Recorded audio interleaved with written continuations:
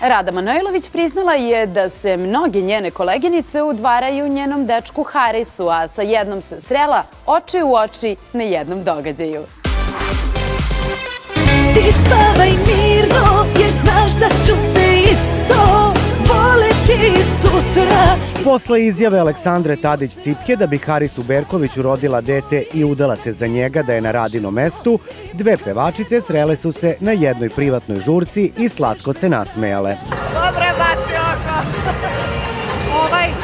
Da ti kažem nešto, kad mi je sada prišla, devojka, stvarno tako dobro izgleda i rekla sam joj ima odličnu pesmu i meni je drago da ovakve devojke bacaju oko na mog dečka.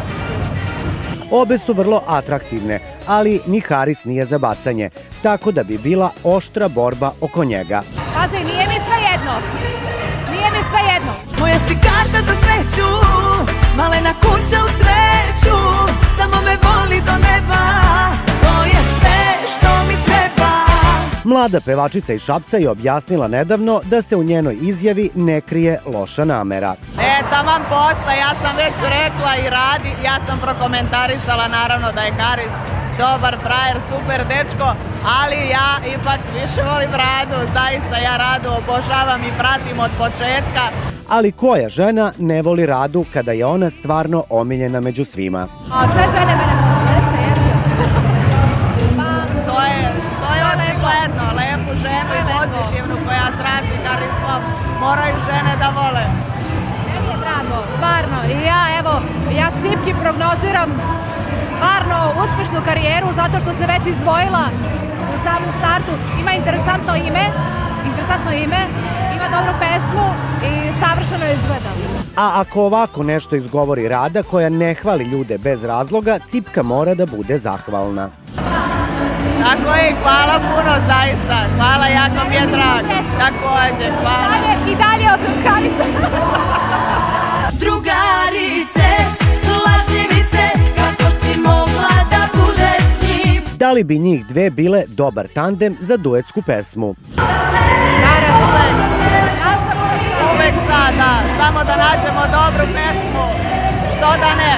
Rada je jedna od retkih pevačica koja ništa na svom telu nije promenila od pojavljivanja u Zvezdama Granda. Da li bi joj Cipka nešto promenila?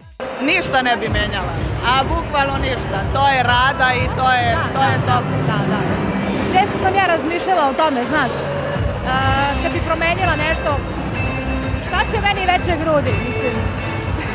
Bilo bi neskladno, bila bi onako jedna napumpana lutka. Meni to ne bi išlo.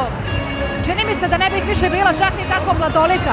Mislim da me manje grudi mi daju tu neku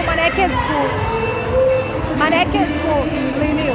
Nos, kad bi promenila, to ne bi bila ja. Pola dva, u sobi sami ti ja.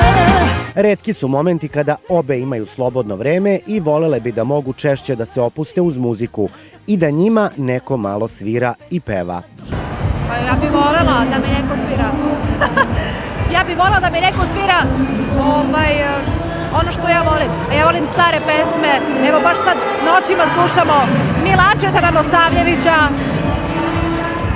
starog Dozovca, starog Topalka, Dobrivoja Topalovića. Ko zna takve pesme, neka se javi da nam peva. A onda su se pred kamerama dve pevačice i simbolično pomirile. Moja si karta za sreću,